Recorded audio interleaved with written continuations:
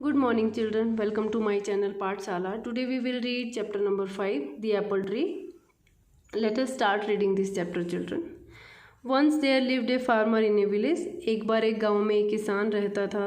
He had a big garden which was full of trees, plants and beautiful flowers. उसके पास एक बड़ा सा garden था जिसमें बहुत सारे पेड़ थे, प्लांट्स थे और बहुत सुंदर सुंदर फ्लावर्स थे यानी कि फूल थे.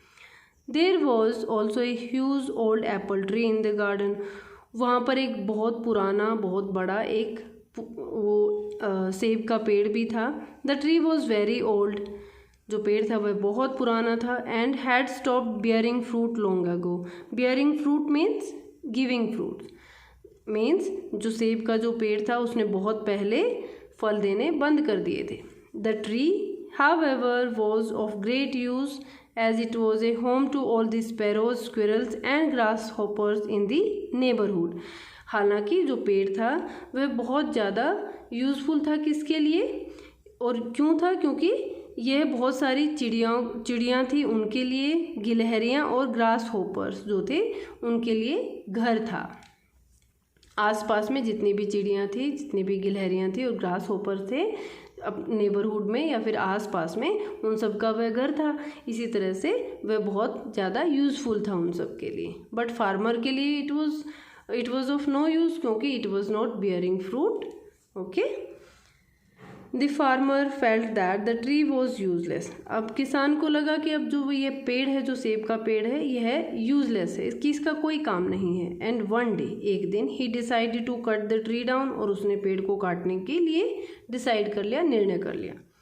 ही also wanted to get some new furniture made. और वह कुछ फर्नीचर भी नया जो था बनाना चाहता था, यह भी एक कारण था. सो ही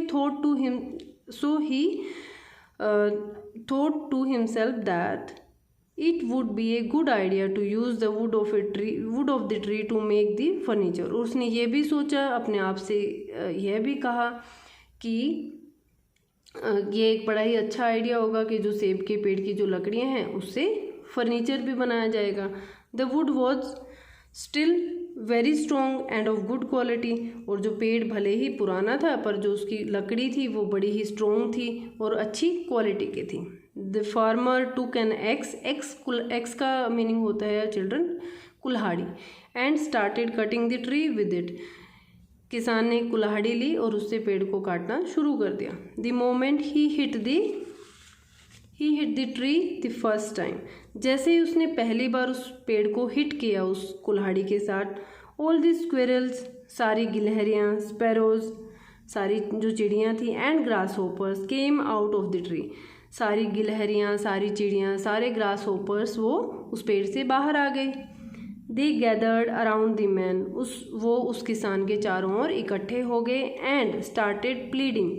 प्लीडिंग का मीनिंग होता है आस्किंग या फिर रिक्वेस्ट करना. और वो सब रिक्वेस्ट करना उन सब ने शुरू कर दिया. क्या किया उन्होंने? Please do not cut this tree, this is our home. Please आप इस पेड़ को मत काटो because this is our home, यह हमारा घर है. The farmer did not listen to them. और जो किसान था उसने उन सब की बात नहीं सुनी. And continue to cut at the tree with his axe. और वह कंटिन्यूसली, वह लगातार उस पेड़ को काटता रहा. The creatures wanted to protect the tree and told him. जो क्रिएचर्स थे, क्रिएचर्स कौन कौन से हैं? स्पैरोज हैं, स्क्विरल्स हैं, ग्रास होपर्स हैं. वो सब चाहते थे उस पेड़ को बचाना. एंड टोल्ड हिम, उससे क्या बताया? We will sing for you when you are toiling away. वो toiling away in the afternoons. Toiling away का मीनिंग होता है वर्किंग हार्ड. वो कह रहे हैं कि हम तुम्हारे लिए गाना गाएंगे जब तुम बहुत मेहनत कर रहे होगे आफ्टरनून्स में यानी कि दोपहर में.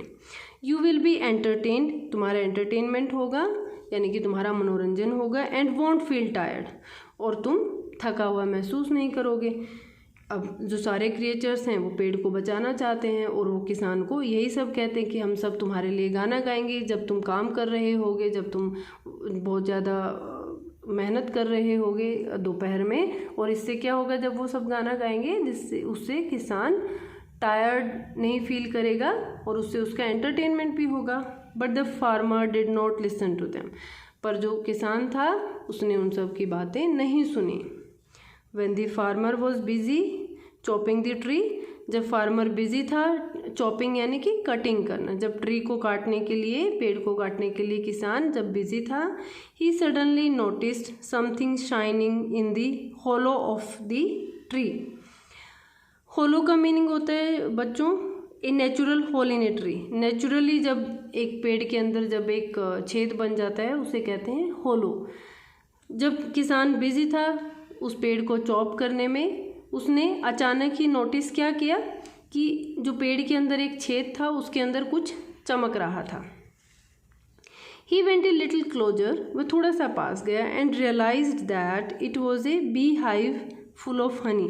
यह क्या था? मधुमक्खियों का छत्ता था जिसमें बहुत सारा शहद था। ही टेस्टेड द हनी, उसने शहद को टेस्ट किया।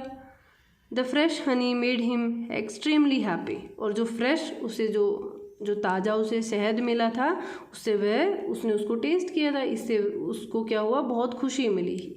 It made him extremely happy. He smiled, उसने स्माइल किया, वह उसने मुस्कुराया, एंड सेड, और बोला, yum this taste good, yummy, ये इसका टेस्ट बहुत अच्छा है। The farmer finally realise that the tree was after all not that useless. अब फाइनली जो किसान है उसे यह समझ आया कि जो यह पेड़ है यूजलेस नहीं है। It was home to the bees which made such lovely and, यह पेड़ घर है उन मधुमक्खियों का जिन्होंने इतना प्यारा और स्वीट हनी उसके लिए बनाया। ही कुड सेल दी हनी, वह जो हनी है, जो शहद है, उसको बेच सकता था। And the bees would never leave such A lovely home, और उसको ये भी समझ आया कि मधुमक्खियाँ जहाँ पर अपना छत्ता बनाती हैं वो कभी भी अपने घर को नहीं छोड़ सकती हैं या फिर नहीं छोड़ेंगी।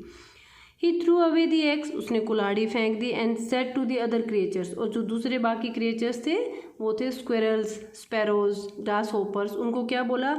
आई would never cut this tree, उसने कहा मैं इस पेड़ को कभी नहीं काटूंगा। You all can live in peace now, अब तुम शांति से रह सकते हो। The grasshoppers, sparrows and squirrels were finally relieved, उन सब को फाइनली बड़े ही चैन की सांस मिली। रिलीव्ड यानी कि बड़े ही आराम उनको फाइनली मिला, क्योंकि किसान तो मान गया था, वह पेड़ नहीं काट रहा था।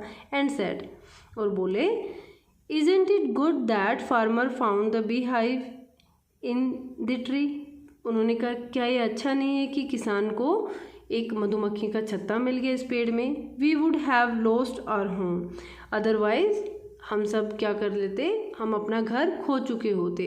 कि अगर किसान को मधुमक्खियों का छत्ता नहीं मिलता उस पेड़ के अंदर तो हम अपना घर खो चुके होते। We would have lost our home.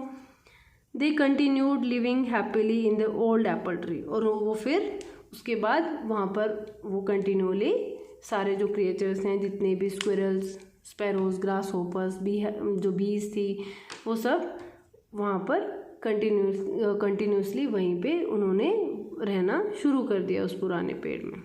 ठीक है बच्चों, I hope all of you have understood this chapter. आज के लिए इस वीडियो में इतना ही। Thank you so much.